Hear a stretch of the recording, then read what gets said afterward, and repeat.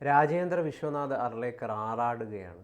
മുഖ്യമന്ത്രിയെ പുകഴ്ത്തി, വാനോളം പുകഴ്ത്തി, കേരളം സിംഹമാണ് എന്നൊക്കെയാണ് കേരളത്തിലെ ജനങ്ങളെ കുറിച്ചൊക്കെ വാതോരാതെയാണ് അദ്ദേഹം ഈ റിപ്പബ്ലിക് ദിന പരേഡിൽ ഇപ്പോൾ പറഞ്ഞിരിക്കുന്നത്. ഈ ഒരു മനംമാറ്റം അല്ലെങ്കിൽ ഈ ആരിഫ് മുഹമ്മദ് ഖാനിൽ നിന്ന് പുതിയ ഗവർണറിലേക്കുള്ള മാറ്റം ശരിക്കും പറഞ്ഞു കഴിഞ്ഞാൽ അത്ഭുതം തന്നെയല്ലേ? ആരിഫ് മുഹമ്മദ് ഖാനും പിണറായിയും തമ്മിലൊരു തുറന്ന പോര് നമ്മൾ കണ്ടതാണ്.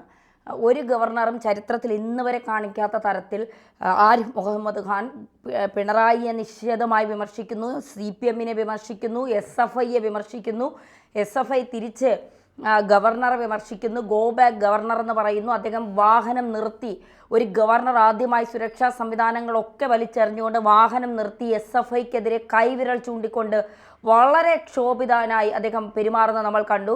അതിനുശേഷം കൊല്ലത്ത് വെച്ച് SFIക്കാർ പ്രതിഷേധവുമായി രംഗത്തെത്തിയപ്പോൾ വാഹനം നിർത്തി അവിടുത്തെ കസേരയിൽ ഇരുന്നു കൊണ്ട് 17 SFI പ്രവർത്തകർക്കെതിരെ കേസെടുക്കാതെ ഞാൻ ഇവിടെ നനങ്ങില്ല എന്ന് പറഞ്ഞ് നിലപാട് സ്വീകരിച്ചു ഗവർണർ. അത് കഴിഞ്ഞ് ഗവർണറെ പലപ്പോഴും പല വേദികളിലും തടയുമെന്ന് പറഞ്ഞപ്പോഴൊക്കെ ധീരമായി പോരാടിയ CPM-നെതിരെ പോരാടിയ ഗവർണർ ആരിഫ് മുഹമ്മദ് ഖാൻ വെറും കടലാസ് പേപ്പർ അല്ല ഗവർണർ എന്ന് തെളിയിച്ചിട്ടാണ് ആരിഫ് മുഹമ്മദ് ഖാൻ കേരളം വിടുന്നത്. അവിടേക്കാണ് രാജേന്ദ്ര വിശ്വനാഥ് ആർലേക്കർ എന്ന് പറയുന്ന ആരിഫ് മുഹമ്മദ് ഖാൻ RSSകാരനല്ലായിരുന്നെങ്കിൽ, RSSന്റെ ആശയങ്ങൾ മനസ്സിലാക്കി പ്രവർത്തിക്കുന്ന ഒരാളായിരുന്നെങ്കിൽ കട്ട RSSകാരനായിട്ടാണ് ആർലേക്കർ കേരളത്തിലെത്തുന്നത്. ആർലേക്കർ കേരളത്തിലെത്തിയപ്പോൾ നമ്മളൊക്കെ വിചാരിച്ചു പിണറായിയും ആർലേക്കറും തമ്മിൽ ഇനിയൊരു തുറന്ന യുദ്ധം നമ്മൾ കാണേണ്ടി വരും. കാരണം ആരിഫ് മുഹമ്മദ് ഖാനെ പോലെയല്ല, കുറച്ചുകൂടി കടുത്ത RSSകാരനാണ്. അപ്പോൾ RSSന് വേണ്ടി ജീവിതം ഒഴിഞ്ഞു വെച്ച RSSനിൽ വളർന്നു വന്ന ഒരാളാണ് ആർലേക്കർ. അപ്പോൾ തീർച്ചയായിട്ടും എങ്ങനെയായിരിക്കും ആർലേക്കറിന്റെ നീക്കം? അപ്പോൾ തുടക്കത്തിൽ തന്നെ അദ്ദേഹം പറഞ്ഞ 1-2 കാര്യങ്ങളുണ്ട്. എനിക്ക് ആരുമായും വഴക്കിനോ ബഹളത്തിനോ പോകാൻ താല്പര്യമില്ല. എൻ്റെ വഴിക്ക് എന്നെ വിട്ടാൽ നിങ്ങളുടെ വഴിക്ക് നിങ്ങളെയും ഞാൻ വിടും എന്നുള്ള ഒരു കൃത്യമായ രീതി അദ്ദേഹം ആദ്യം തന്നെ പറഞ്ഞു. മാത്രമല്ല ADGPയെ വിളിച്ചു വരുത്തി തൻ്റെ സുരക്ഷയ്ക്കുണ്ടായിരുന്ന മാറ്റിയവരെയൊക്കെ എന്തിനാണ് മാറ്റിയത്, അവരെയൊക്കെ തിരിച്ച് കൊണ്ടുവരുമെന്ന് പറഞ്ഞ് കൃത്യമായ നിലപാട് സ്വീകരിച്ചു. അത് കഴിഞ്ഞ് മറ്റൊരു കാര്യം കൂടി അദ്ദേഹം പറഞ്ഞു, ജനങ്ങൾക്കിടയിലേക്ക് ഇറങ്ങിച്ചെന്ന് വേണം ഓരോ നേതാക്കളും പ്രവർത്തിക്കേണ്ടത്, അല്ലാതെ വീടിനകത്തിരുന്നല്ല. അത് പിണറായിയെ ഉദ്ദേശിച്ചാണ് ആ പരാമർശം എന്നൊക്കെ തരത്തിൽ രംഗത്തുനിന്നു. എനിക്ക് ആരുമായും വഴക്കിടാൻ താല്പര്യമില്ല എന്ന് പറയുമ്പോൾ മാത്രമല്ല, നയപ്രഖ്യാപനത്തിൽ അദ്ദേഹം കേന്ദ്രത്തിനെയും വിമർശിച്ചു, സംസ്ഥാന സർക്കാർ വിമർശിച്ചുകൊണ്ടാണ് നിലപാട് വ്യക്തമാക്കിയത്. അപ്പോൾ കൃത്യമായ ഒരു രാഷ്ട്രീയ സ്വയം സേവക സംഘൻ അല്ലെങ്കിൽ അത്തരത്തിലൊരു സംഘാടകനാണ്, അല്ലെങ്കിൽ അത്തരത്തിലൊരു ആളാണ് ആർലേക്കർ എന്നുള്ളത് അതിലൂടെ തന്നെ നമുക്ക് വ്യക്തമാണ്. ആർലേക്കർ തീർച്ചയായിട്ടും RSSകാരനാണ് ഉള്ളിലെന്ന് പറഞ്ഞല്ലോ. അദ്ദേഹം ഇപ്പോൾ റിപ്പബ്ലിക് ഡേ പരേഡിൽ പറഞ്ഞിരിക്കുന്നത് ഇതാണ്: മുഖ്യമന്ത്രിക്ക് കേരളത്തെ പറ്റി കൃത്യമായ ദീർഘവീക്ഷണമുണ്ടെന്നും വികസിത കേരളമാണ് അദ്ദേഹത്തിന്റെ ലക്ഷ്യമെന്നാണ് ഇദ്ദേഹം പറയുന്നത്. അതോടൊപ്പം തന്നെ ഒരുപാട് കാര്യങ്ങൾ പ്രധാനമന്ത്രി നരേന്ദ്രമോദിയുടെ വികസിത ഭാരതം, വികസിത കേരളമില്ലാതെ സാക്ഷാത്കരിക്കാൻ വേണ്ടിയിട്ട് സാധിക്കില്ല. അതുപോലെ കേരളം ഒന്നിനും പിന്നിലല്ല, കേരളത്തിലെ ജനങ്ങൾ മികച്ചവരാണ്, മലയാളികൾ സിംഹങ്ങളാണ്, ഒരുപാട് മുന്നേറിയവരാണ്, ഇനിയും മുന്നേറാനുള്ള യാത്രയെക്കുറിച്ച് ഒന്നിച്ചാലോചിക്കാമെന്നാണ് ഉള്ളിൽ RSSകാരനായിട്ടുള്ള പുറത്ത് ഗവർണറായിട്ടുള്ള രാജേന്ദ്ര ആർലേക്കർ പറയുന്നത്. അത് മാത്രമല്ല, ഇത് കേട്ട് പിണറായിയുടെ ബോധം പോയെന്നാണ് അറിയുന്നത്. കാരണം എന്നെ പറ്റിയോ, എന്നെ പറ്റിയാണോ ഒന്നുകൂടെ ആലോചിച്ചിട്ട് കെട്ടിപ്പിടിച്ചൊരു ഉമ്മ കൊടുക്കാൻ വേണ്ടി തോന്നിയെന്നൊക്കെ ഞാൻ തന്നെയാണോ പിണറായി വിജയനെ തന്നെയാണോ ഉദ്ദേശിച്ചത് എന്നൊക്കെ സഹാക്കൾ മുഖത്ത് നോക്കി ചോദിക്കുന്നത് സ്വാഭാവികമാണ്. മാത്രമല്ല, വികസിത കേരളം എന്ന കാഴ്ചപ്പാടാണ് പിണറായി വിജയനുള്ളത്. തമ്മിൽ അഭിപ്രായ വ്യത്യാസങ്ങൾ, വിയോജിപ്പുകൾ ഉണ്ടാകും, അത് സ്വാഭാവികം. മനുഷ്യരാണ്, കൃത്രിമ യന്ത്രങ്ങളല്ല, ഒരുമിച്ച് സഞ്ചരിക്കേണ്ടവരാണ് തങ്ങൾ. ഇതിൽ പക്ഷേ ഈ ആർലേക്കർ ഉള്ളിൽ RSSകാരനായിട്ടുള്ള ആർലേക്കർ പറഞ്ഞത് ശരിക്കും പറഞ്ഞു കഴിഞ്ഞാൽ കറക്റ്റ് ആയിട്ടുള്ള ഒരു കാര്യമല്ലേ? ഒരു കണക്കിന് മലയാളികൾ സിംഹങ്ങളാണ്, കേരളത്തിലെ ജനങ്ങൾ മികച്ചവരാണ്, ദീർഘവീക്ഷണമുള്ള ആളാണ് സഖാവ് പിണറായി വിജയൻ. എവിടെ ചെന്നൊരു പ്രശ്നം ഉണ്ടാക്കിയാലും നമ്മൾ മലയാളിയാണല്ലേ എന്ന് ചോദിക്കുമല്ലോ. അപ്പോൾ മലയാളി ലോകത്ത് എവിടെ പോയാലും സിംഹങ്ങളാണ്, അതിൽ നമുക്ക് അഭിമാനിക്കാം. പ്രത്യേകിച്ച് ഗവർണർ അങ്ങനെ ഒരു വാക്ക് പറയുമ്പോൾ അത് മലയാളിക്ക് ഏറ്റവും കൂടുതൽ അഭിമാനിക്കാനുള്ള കാര്യമാണ്. പിന്നെ കേന്ദ്രവും കൂടിക്കലർന്നുകൊണ്ടുള്ള ഒരു വികസനത്തിലൂടെ മാത്രമേ കേരളത്തിൻ്റെ വികസനം സാധ്യമാകൂ എന്ന് അദ്ദേഹം കൃത്യമായി, അതായത് മോദിയെ മാറ്റി നിർത്തിക്കൊണ്ട് പിണറായി മുന്നോട്ട് പോകാൻ പറ്റില്ല. കേന്ദ്ര സർക്കാരിൻ്റെ കൂടി സാന്നിധ്യത്തോടു കൂടി മാത്രമേ നിങ്ങൾക്ക് കേരളത്തിൻ്റെ വികസനം ചിന്തിക്കാൻ കഴിയൂ എന്ന് കൃത്യമായി അദ്ദേഹം പിണറായിയോട് പറഞ്ഞു. അതായത് തലോടുകയും ചെയ്തിട്ടുണ്ട്, തഴുകുകയും ചെയ്തിട്ടുണ്ട്, ചെറിയൊരു തല്ലും കൊടുത്തിട്ടുണ്ട് എന്നുള്ളതാണ് നമുക്കിതിൽ നിന്ന് മനസ്സിലാക്കാൻ സാധിക്കുന്നത്. എന്തായാലും ആരിഫ് മുഹമ്മദ് ഖാനെ പോലെ ഒരു ക്ഷിപ്രകോപിയല്ല ആർലേക്കർ. അദ്ദേഹം പറയാനുള്ള കാര്യങ്ങൾ കൃത്യമായി പറയുകയും നിലപാടുകൾ കൃത്യമായി എടുക്കുകയും എന്നാലൊട്ട് വഴക്കിനും ബഹളത്തിനും പോയി അതൊരു വാർത്തയാക്കി അതൊരു ചർച്ചയാക്കി മാധ്യമങ്ങൾക്ക് കടിച്ചു കീറാനായി ഇട്ടുകൊടുത്തുകൊണ്ട് അത് വലിയ വിവാദങ്ങളിലേക്കൊന്നും കൊണ്ടുപോകാൻ ആർലേക്കർ ശ്രമിക്കുന്നില്ല, അല്ലെങ്കിൽ ആർലേക്കർ അതിനൊന്നും താല്പര്യമില്ല എന്നുള്ളതാണ്. എന്തായാലും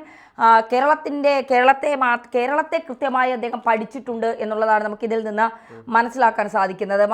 അതായത് രാജ്യത്തിൻ്റെ ഒട്ടനവധി സൂചകങ്ങളിൽ കേരളം ഒന്നാമതാണെന്നും കേരളത്തിലെ ജനങ്ങൾ മികച്ചവരാണെന്നും മലയാളികൾ സിംഹങ്ങളാണെന്നും ഒരുപാട് മുന്നേറിയവരാണെന്നും ഇനിയും മുന്നേറാനുണ്ട് എന്നുമൊക്കെ അദ്ദേഹം പറയുമ്പോൾ കേരളത്തെക്കുറിച്ച് വരുന്നതിന് മുൻപ് തന്നെ ആർലേക്കർക്ക് കൃത്യമായ വീക്ഷണം ഉണ്ടായിരുന്നു.